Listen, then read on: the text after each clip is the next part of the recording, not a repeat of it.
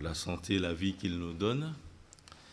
Et nous le bénissons pour sa parole qu'il nous a laissée. Nous avons le privilège de la voir et nous pouvons la lire, la méditer.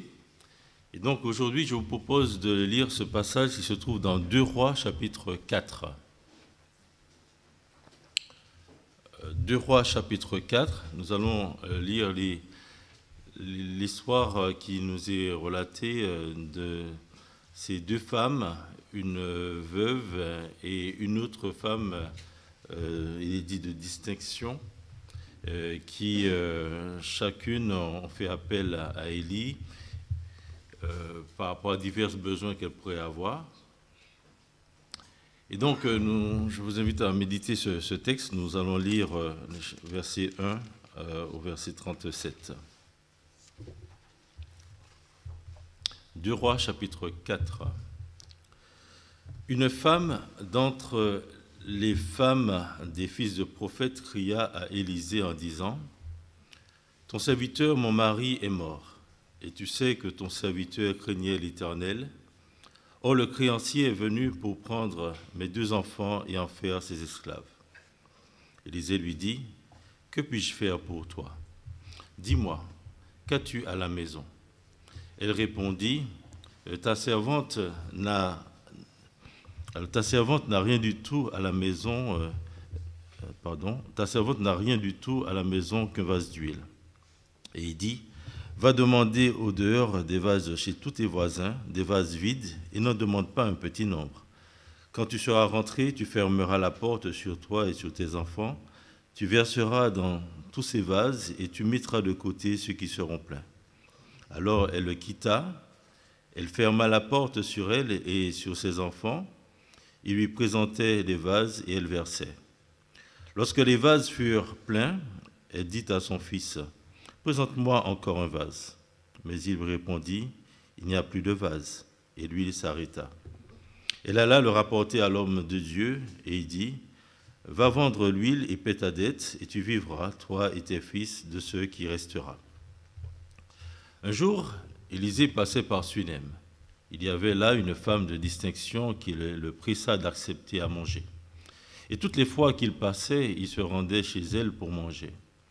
Elle dit à son mari : « Voici, je sais que cet homme qui passe toujours chez nous est un saint homme de Dieu. Faisons une petite chambre haute avec des murs et mettons-y pour lui un lit, une table, un siège et un chandelier afin qu'il s'y retire quand il viendra chez nous. » Élisée, étant revenu à Sunem, se retira dans la chambre haute et y coucha. Il dit à Géasi, son serviteur : « Appelle cette Sunamite. » Géasi l'appela et elle se présenta devant lui. Élisée dit à Géasi : « Dis-lui, voici tu nous as montré tout cet empressement. Que peut-on faire pour toi ? Faut-il parler pour toi au roi ou au chef de l'armée ?» Elle répondit : « J'habite au milieu de mon peuple. » Et il dit : « Mais que faire pour elle ?» Géasi répondit : « Mais elle n'a point de fils, et son mari est vieux. » Et il dit : « Appelle-la. » Géasi l'appela, et elle se présenta à la porte. Élisée lui dit : « À cette même époque, l'année prochaine, tu embrasseras un fils. » Et elle dit : « Non, mon Seigneur, homme de Dieu, ne trompe pas ta servante. » Cette femme devint enceinte, et elle enfanta un fils à la même époque, l'année suivante, comme Élisée le lui avait dit. L'enfant grandit. Et un jour qu'il était allé trouver son père vers les moissonneurs, il dit à son père : « Ma tête, ma tête !» Le père dit à son serviteur : « Porte-le à sa mère. » Le serviteur l'emporta et l'amena à sa mère. Et l'enfant resta sur les genoux de sa mère jusqu'à midi, puis il mourut. Elle monta, le coucha sur le lit de l'homme de Dieu, ferma la porte sur lui et sortit. Elle appela son mari et dit : « Envoie-moi, je te prie, un des serviteurs et une des ânesses. Je vais aller en hâte vers l'homme de Dieu et je reviendrai. » Et il dit : « Mais pourquoi veux-tu aller aujourd'hui vers lui ?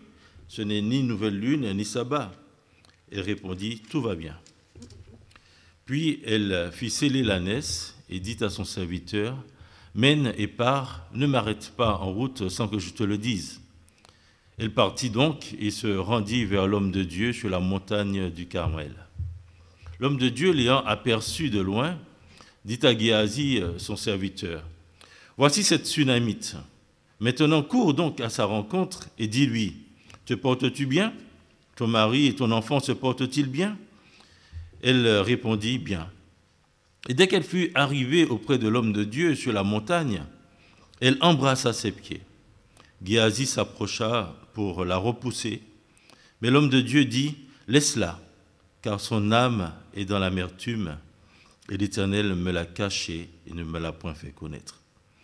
Alors elle dit, ai-je demandé un fils à mon Seigneur? N'ai-je pas dit, ne me trompe pas? Et Élisée dit à Géasi, Saint-Terrain, prends mon bâton dans ta main et pars.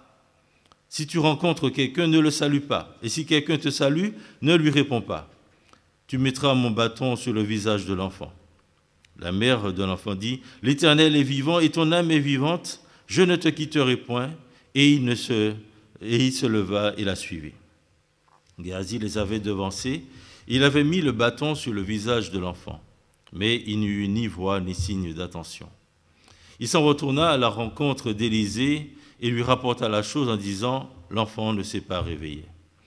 Lorsqu'Élisée arriva dans la maison, voici l'enfant était mort, couché sur son lit. Élisée entra et ferma la porte sur eux deux, et il pria l'Éternel. Il monta et se coucha sur l'enfant. Il mit sa bouche sur sa bouche, ses yeux sur ses yeux, ses mains sur ses mains, et il s'étendit sur lui.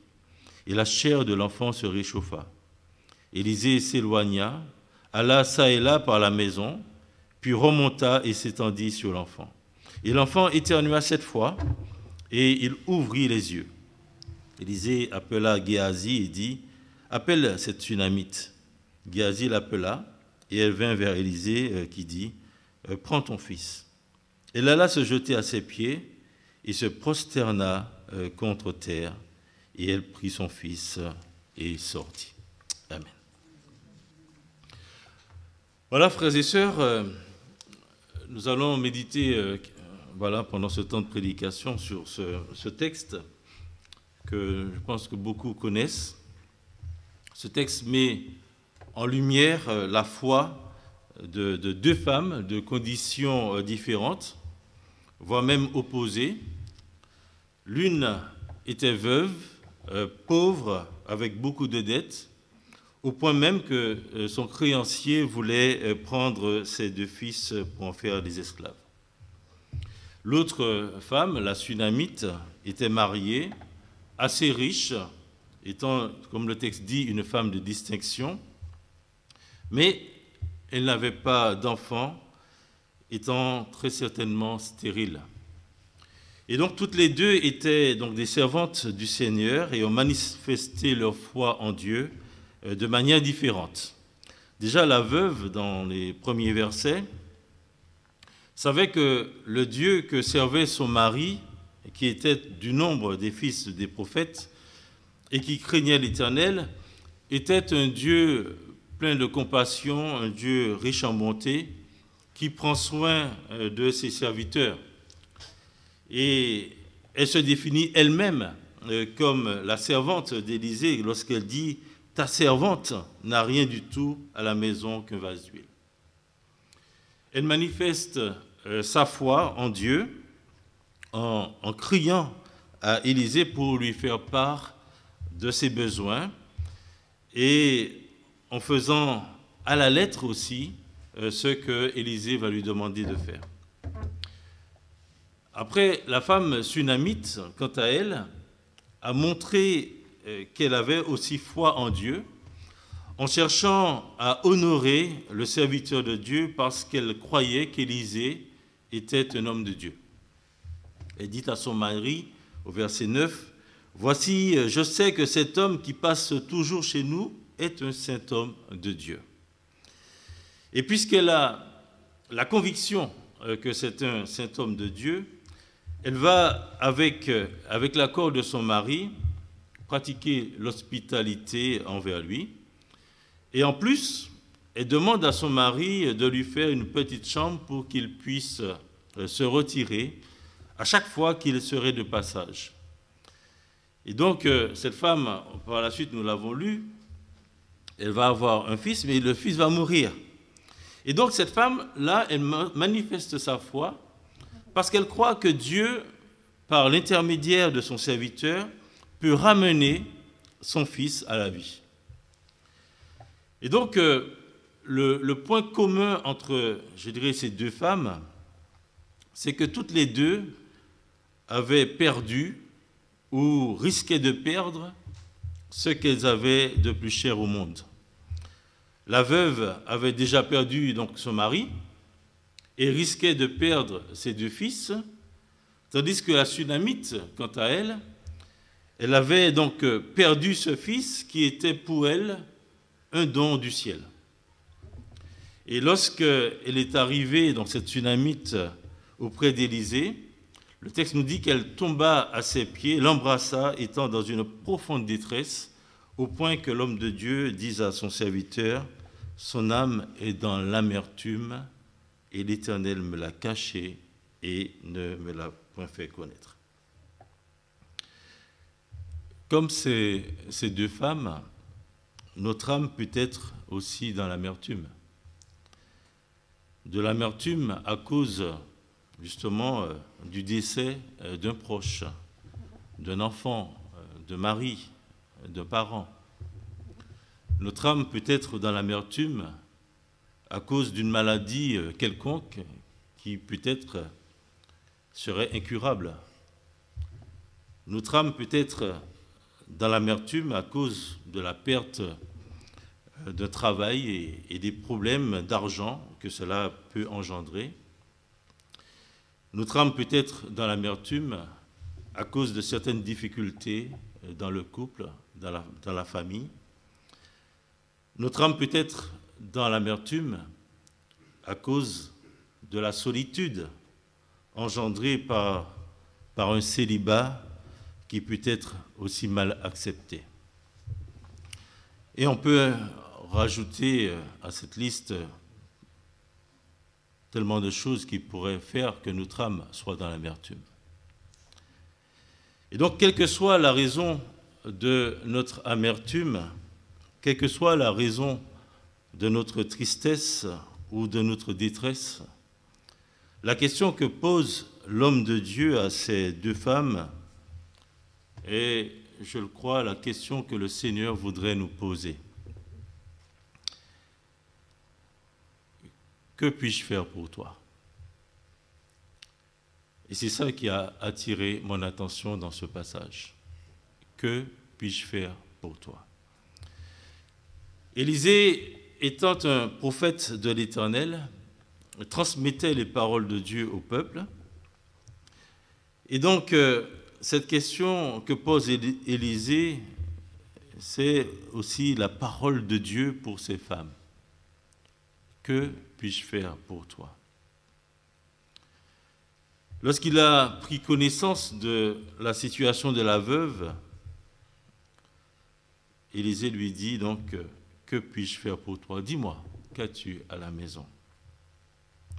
Et lorsqu'il voit toute la peine qu'a pris cette femme, cette Sunamite, pour bien l'accueillir, pour lui construire cette chambre, et là, il dit, mais elle a montré tellement d'empressement.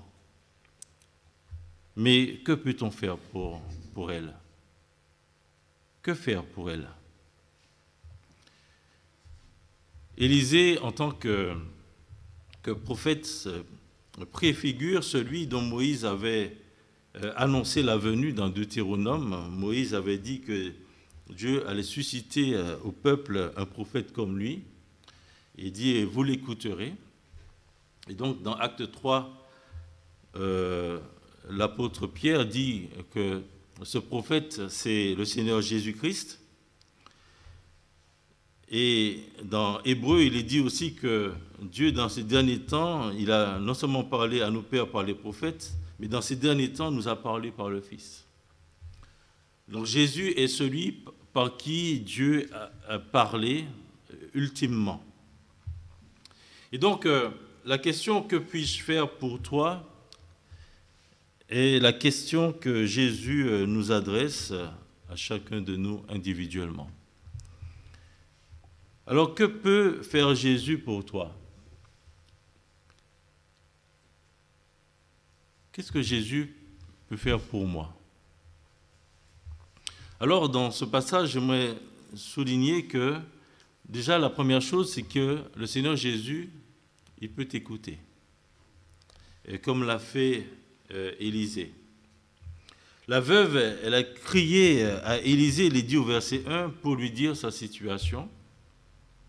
Et tout comme la Sunamite qui tomba à ses pieds et lui dit, « Ai-je demandé un fils à mon Seigneur? N'ai-je pas dit, ne me trompe pas ?» Élisée est là et il entend, il écoute. Et après avoir entendu, il ne reste pas sans rien faire. Il dit, « Dis-moi, qu'as-tu à la maison ?» Et il va dire à son serviteur, « Saint-Hérin, prends mon bâton et pars. » Mais la Sunamite va insister. Elle veut que Élisée lui-même parte avec elle pour intervenir auprès de son fils. Élisée, donc, il a écouté et il a agi. Il a écouté comme le Seigneur Jésus-Christ, qui a écouté ces 10 lépreux qui criaient après lui, « Seigneur, aie pitié de nous !»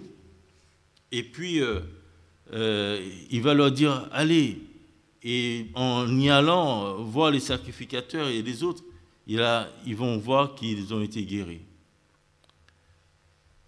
Le Seigneur Jésus est celui qui a écouté cet homme dont l'enfant, le fils unique, était démoniaque. Il va crier au Seigneur Jésus disant que tes disciples ils n'ont rien pu faire. Et le Seigneur va agir. À chaque fois que le Seigneur, on le voit dans le Nouveau Testament, il écoute et il agit pour le bien de chacun.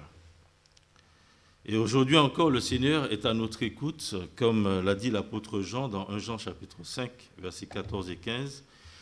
Il nous dit que nous avons auprès de lui cette assurance que si nous demandons quelque chose selon sa volonté, il nous écoute.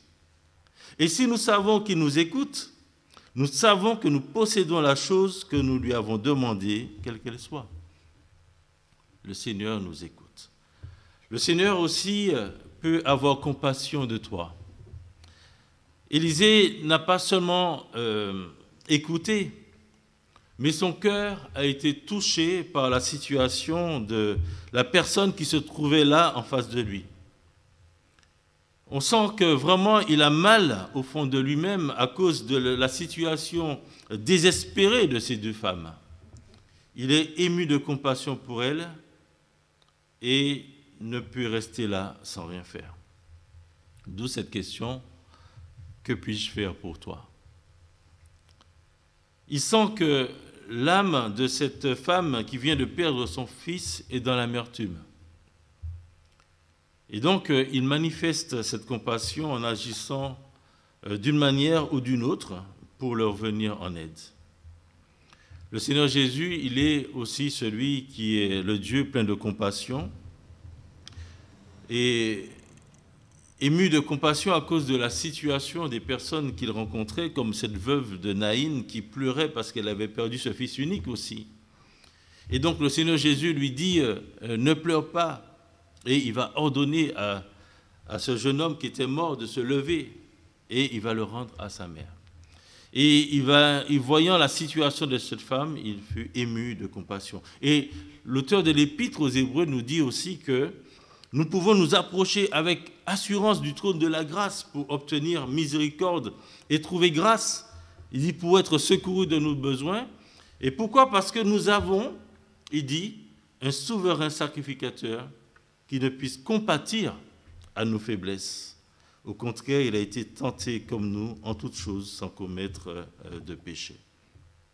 Il peut t'écouter, il peut avoir compassion de toi, mais aussi il peut subvenir à tes besoins.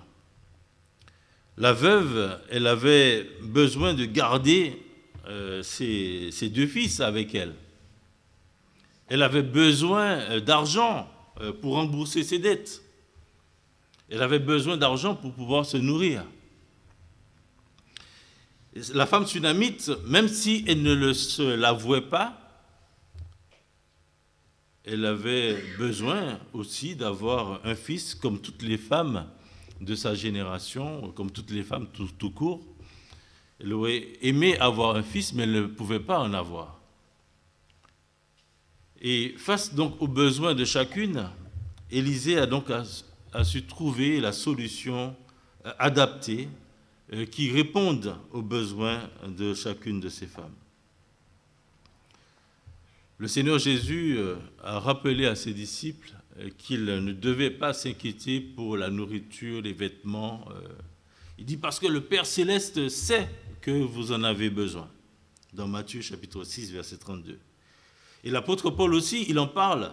Comment Dieu a pourvu à ses besoins. Il dit qu'il était dans une grande détresse sur le plan matériel et que Dieu a pourvu à ses besoins par le biais de ces chrétiens de Philippe qui, à 2 reprises, lui ont fait part de ses dons. Et donc, il encourage, pour terminer, il leur dit « Mon Dieu pourvoira à tous vos besoins selon sa richesse avec gloire en Jésus-Christ. » Dieu est celui qui pourvoit à tous nos besoins. Il est aussi celui qui peut te bénir, te faire du bien.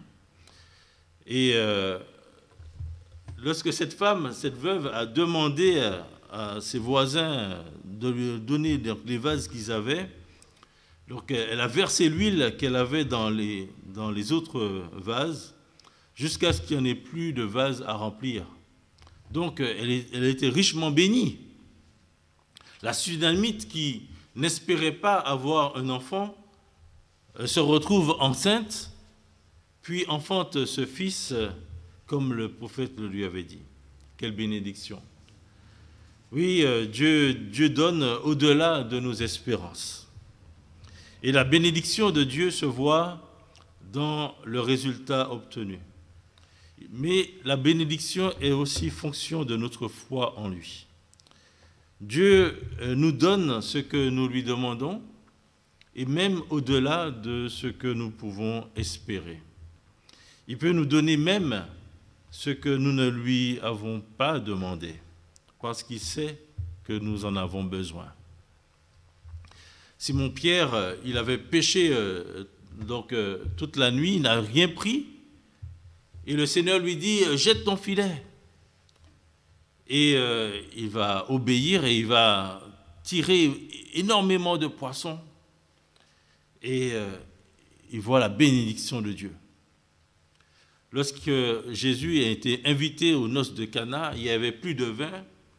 Et les gens étaient donc surpris. La mère de Jésus lui dit, mais ils n'ont plus de vin. Et donc le Seigneur Jésus va changer l'eau en vin, au point où les gens disent, mais voilà, en général, on sert le bon vin en premier, et toi, tu as gardé le bon vin pour la suite, pour la fin. Et donc là, il y a la bénédiction. Et une dernière chose que j'aimerais voir, c'est que Jésus, il peut te sauver de la mort.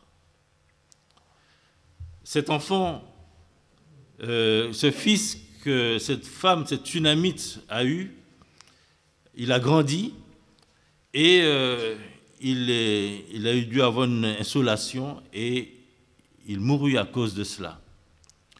Et donc, l'enfant qui était ce don que cette dame a reçu, eh bien, elle a perdu. Mais pour elle, elle croyait que Élisée pouvait faire quelque chose pour elle. Dieu pouvait utiliser son serviteur pour permettre à cet enfant de retrouver la vie. Et donc le texte nous dit que Élisée, il avait envoyé d'abord son serviteur Géasi avec son bâton, mais Géasi, il n'y a rien qui s'est passé. Parce que Géasi, il a échoué. Il pensait avoir justement le bâton du grand Élisée et qu'avec ça, il pouvait faire tout. Mais je pense que le texte nous le montre aussi. La différence, c'est que Élisée, lui, il a prié l'Éternel. Il a prié l'Éternel. Donc, ce n'est pas tant le bâton qui fait quelque chose. Et parfois, les gens sont ils pensent que c'est avec tel ou tel objet qui peut faire un miracle. Et ce n'est pas ça, c'est la prière du juste qui a une grande efficacité. Et Élisée, lui, ce qu'il fait, il va s'allonger sur l'enfant. Il va donc s'identifier pleinement à cet enfant qui est mort. Le texte dit, il met sa bouche sur sa bouche, ses mains sur ses mains, et il s'allonge dessus. Mais avant, il a prié l'Éternel. Et l'enfant, le Seigneur va redonner vie à cet enfant. Et donc ça me fait penser à notre Seigneur Jésus, qui lui aussi s'est identifié pleinement à nous, qui la Bible dit que nous étions morts à cause de nos péchés, à cause de nos offenses. Et Jésus-Christ est venu, il s'est humilié, il a vécu comme un vrai homme et il est allé jusqu'à la croix. Et il s'est identifié à nous puisque c'est nous qui devrions être sur cette croix. Jésus-Christ s'est identifié pleinement à nous. Au point même, il a prié ce Père. Il a dit, Père, s'il est possible que cette coupe s'éloigne de moi, non pas ce que je veux, mais ce que toi tu veux. Après, il dit, s'il n'est pas possible que cette coupe s'éloigne de moi. Et il est allé, il a été crucifié. Il s'est identifié pleinement à nous, hommes pécheurs. Il est mort, mais Dieu a redonné vie à son corps. Et c'est ce que Dieu peut faire pour chacun. Il peut redonner vie. C'est ce qu'il est dit dans Éphésiens chapitre 2. Il dit que, alors que nous étions spirituellement morts à cause de nos offenses, Dieu nous a fait revivre les uns et les autres avec Christ, selon la version Semeur. Il nous a rendus vivants, la version seconde dit. Et donc nous étions morts, et en mettant notre foi en Jésus-Christ, le Seigneur nous a rendus vivants et nous a rendus à la vie, puisqu'il s'est identifié pleinement à nous. Et c'est Jésus seul qui peut le faire. Et donc cette femme, cette Sunamite, savait que Dieu pouvait le faire, mais il fallait que ce soit son serviteur Élisée qui puisse aller. Et Élisée s'est identifié pleinement à cet enfant qui était mort. Il a prié l'Éternel et le Seigneur a redonné vie à cet enfant. Et donc, si tu es encore mort spirituellement, ça veut dire que si tu n'as pas encore donné ta vie à Jésus, si tu es encore dans tes péchés, si tu es encore dans tes offenses, alors c'est Jésus seul qui peut redonner vie, qui peut donner vie à ton corps, qui peut redonner vie spirituellement aussi. Et donc, à tous ceux qui l'ont reçu, on l'a lu ce matin, il a donné le pouvoir de devenir enfant de Dieu. Et donc, ce que la Bible dit, c'est que si tu crois que tu es un pécheur et que tu es perdu, et que si tu meurs, tu n'as pas la vie éternelle, que tu iras en enfer, alors aujourd'hui, le Seigneur te dit que tu es mort, mais il peut te rendre la vie. Et c'est seulement Jésus qui peut le faire. Alors, que peut faire Jésus pour moi? Que peut faire Jésus pour toi? Il peut t'écouter, il peut avoir compassion de toi, il peut subvenir à tes besoins, il peut te faire du bien, il peut te sauver. Mais posons-nous aussi la question, que puis-je faire pour Jésus? Déjà, on peut noter que Élisée n'a rien demandé à ces femmes.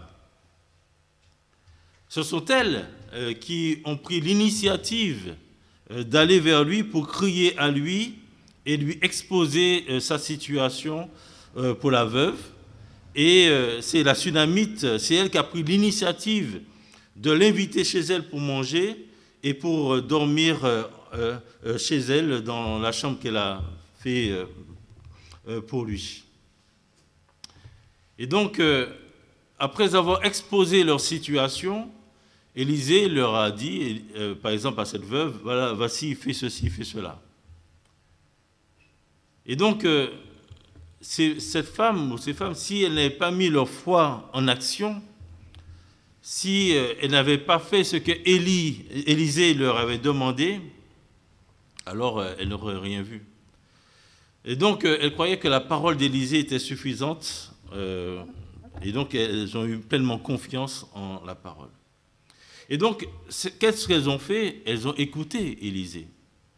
La veuve, elle a écouté Élisée. Et donc, écouté, et donc ça veut dire qu'elle a aussi fait ce qu'Élisée lui a demandé de faire. Élisée lui a dit de prendre des vases, de demander à ses voisins des vases, et une fois qu'elle l'aura, elle ferme la porte derrière elle, et puis elle verse de l'huile. Et c'est ce qu'elle a fait, elle a obéi.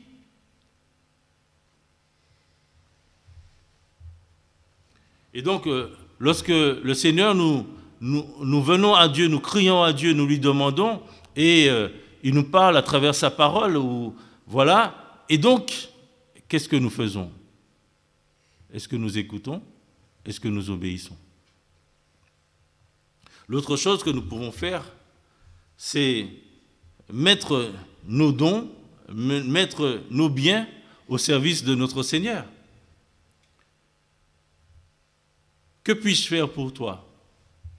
C'est, je pense, la question que chaque chrétien devrait poser à son Seigneur. Seigneur, que puis-je faire pour toi? Ou, pour dire la chose différemment, comme l'apôtre Paul l'a dit, lorsque le Seigneur Jésus l'a arrêté sur le chemin de Damas, qu'est-ce qu'il a dit? Seigneur, que veux-tu que je fasse? C'est la même chose. Seigneur, que veux-tu que je fasse? Et vous savez, l'église locale est le lieu où Dieu place ses enfants pour qu'ils le servent. Et pour cela, le Seigneur a donné des dons à chacun pour qu'il mette au service des autres ses dons. Et c'est ce que Pierre dit dans 1 Pierre chapitre 4, verset 10, « Comme de bons dispensateurs des diverses grâces de Dieu, que chacun de vous mette au service des autres le don qu'il a reçu. » Donc, ce que le Seigneur attend, c'est que nous puissions mettre ce qu'il nous a donné à son service. Cette femme, la Sunamite, elle avait des moyens, elle a accueilli le serviteur de Dieu, elle a même demandé à son mari de lui construire une chambre pour qu'il puisse se retirer. Donc, elle a mis au service de Dieu ce qu'elle avait. Elle a mis au service de Dieu ses biens. Et donc, d'une certaine façon, cette femme, cette Sunamite, même si le texte ne le dit pas, mais c'est ça que ça veut dire, elle s'est dit, mais qu'est-ce que je peux faire pour cet homme de Dieu qui passe régulièrement par ici? Voilà, je l'invite à manger, mais ce serait bien, qu'est-ce que je peux faire pour lui? Et donc, voilà, construisons-lui une chambre pour qu'il puisse se retirer.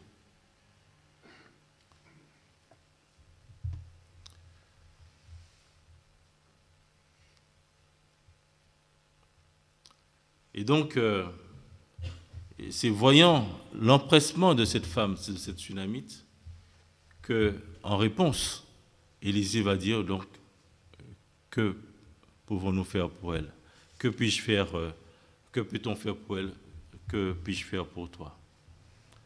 Et donc là, ça nous montre aussi que lorsque nous avons un cœur disposé à servir Dieu, à mettre au service de Dieu ce qu'il nous a donné, et qu'on lui dise à Dieu, voilà, je te donne, je mets à ton service ce que tu m'as donné, alors le Seigneur en retour bénit.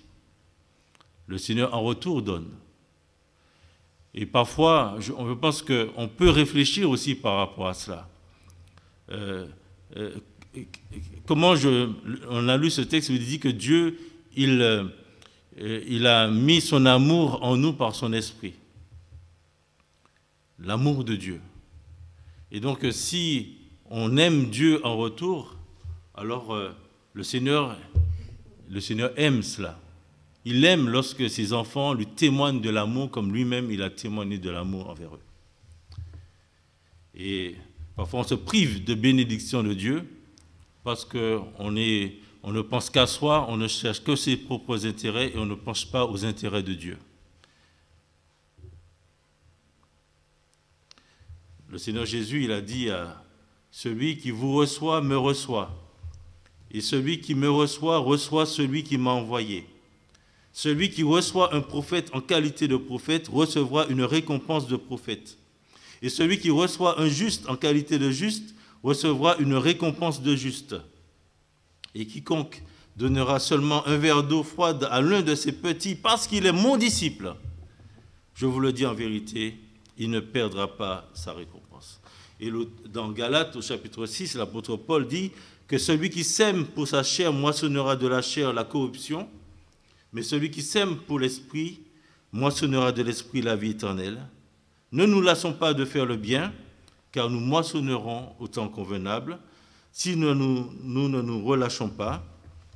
Ainsi donc, pendant que nous en avons l'occasion, pratiquons le bien envers tous et surtout envers les frères en la foi.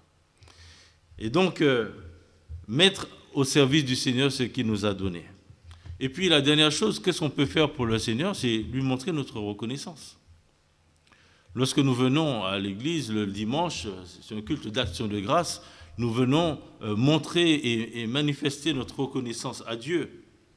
Et pas seulement le dimanche qu'on doit le faire, c'est constamment. Dieu, donc, il a béni ces deux femmes au-delà même de leur espérance. Et donc, cette veuve, elle a rempli des vases, pleins d'huile. Et là, j'observe son attitude. Elle ne commence pas à faire n'importe quoi avec ses vases pleins d'huile. Elle retourne vers le serviteur de Dieu pour lui dire, au verset 7, elle alla le rapporter à l'homme de Dieu et il dit, va vendre l'huile et paie ta dette, etc. Elle va retourner vers le serviteur de Dieu pour lui dire, voilà, les vases sont remplis, il n'y a plus de vases, du coup, l'huile s'est arrêtée, mais voilà. Elle n'a pas commencé à faire n'importe quoi avec la bénédiction de Dieu.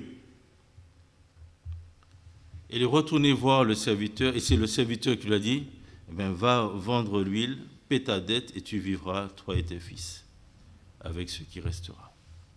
Et parfois, je me dis, nous prions, nous demandons à Dieu, lorsque nous sommes dans des situations, Dieu apporte la délivrance, Dieu bénit, et après, on fait n'importe quoi avec ce que Dieu nous a donné. Au lieu de revenir au pied de Dieu, de dire, voilà, tu m'as béni, qu'est-ce que je vais faire avec ce que tu m'as donné? Et parfois, ce n'est pas toujours l'attitude que nous avons. Nous n'avons pas de travail, nous prions Dieu, donne-nous un travail, et après, lorsqu'on a le travail, on fait n'importe quoi avec l'argent. Lorsqu'on a le travail, finalement, on n'a plus de temps pour Dieu, etc., etc., etc. Au lieu de revenir au pied de Dieu, de dire, voilà, j'avais pas, j'ai prié, tu as donné, maintenant que faire avec cela? Et là, l'attitude de cette femme est là aussi pour nous apprendre. Qu'est-ce qu'elle fait? Elle a beaucoup d'huile, elle a beaucoup de vases remplis d'huile. Elle n'a pas oublié le serviteur de Dieu qui lui avait dit ce qu'il fallait faire. Elle est retournée auprès de lui pour dire, voilà, voici la situation. Que faire maintenant? Ça nous montre combien qu'il est important de revenir au pied de Dieu et de lui montrer que ce que nous avons, c'est lui qui nous l'a donné. Donne-nous la sagesse pour pouvoir l'utiliser à bon escient. Et malheureusement, nous ne le faisons pas. La dernière chose que j'aimerais partager, c'est que puis-je faire pour toi? C'est la question que nous devrions nous poser les uns vis-à-vis des autres. Que puis-je faire pour mon frère ou pour ma sœur? Cette question, c'est non seulement la question que le Seigneur Jésus nous pose individuellement, mais c'est la question qu'il voudrait que nous nous posions réciproquement. Mon frère, ma sœur, que puis-je faire pour toi? Dans l'évangile de Jean, chapitre 13, versets 34 et 35, le Seigneur Jésus, il a dit à ses disciples, « Je vous donne un commandement nouveau, aimez-vous les uns les autres comme je vous ai aimé.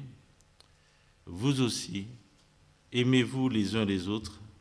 Et à ceci, tous connaîtront que vous êtes mes disciples si vous avez de l'amour les uns pour les autres. Donc, notre amour pour les frères et les sœurs doit être donc à l'image de l'amour que le Seigneur Jésus a pour nous.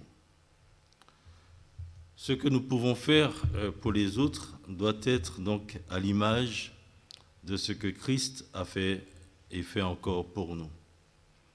Aimez-vous, il est dit, comme je vous ai aimé. Cela signifie que nous devrions être capables de faire pour les autres ce que Jésus a fait et fait encore pour nous. Le Seigneur prend le temps de nous écouter.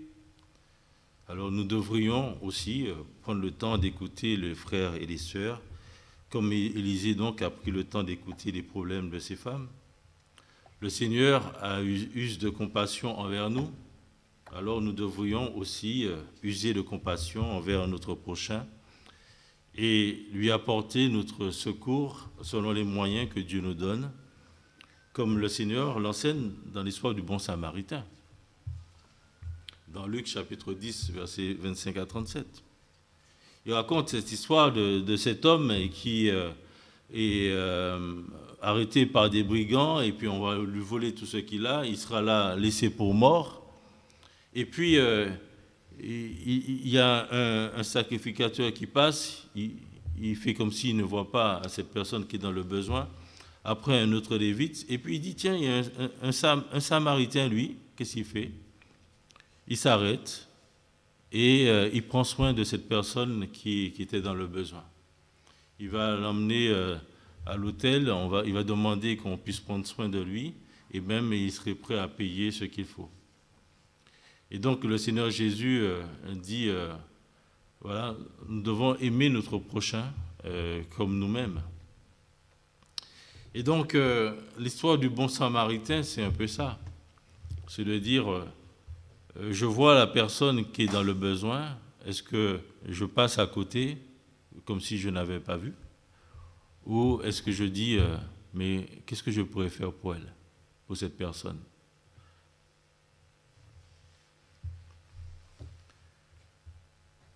L'autre chose, c'est que le Seigneur, il pourvoit à nos besoins. Alors, nous devrions, comme cette femme, la Sunamite, faire preuve de générosité pour aider ceux qui sont dans le besoin, comme l'ont fait justement les voisins de cette veuve. Parce que si les voisins n'avaient pas donné de vase, si les voisins avaient gardé leur vase pour eux-mêmes, alors il n'y aurait pas pu avoir de miracle.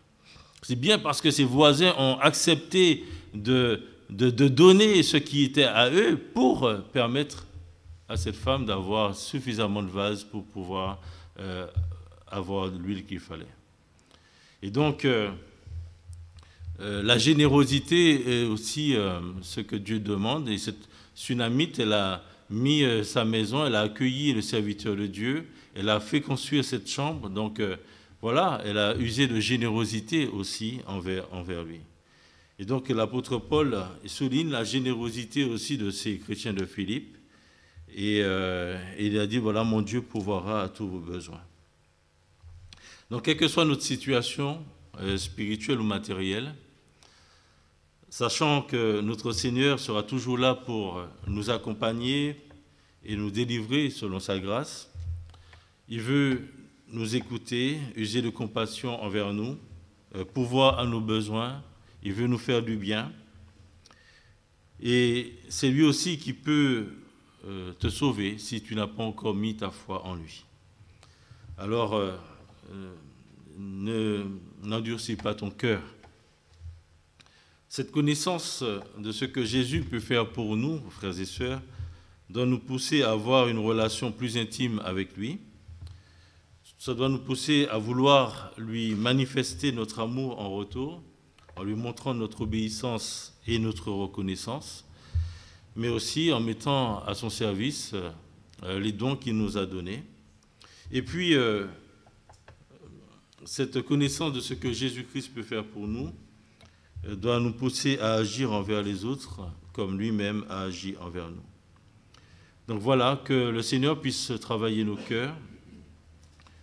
Que puis-je faire pour toi? Que ça soit là la pensée qui nous anime dans notre vie chrétienne, dans notre vie d'Église et vis-à-vis de notre prochain.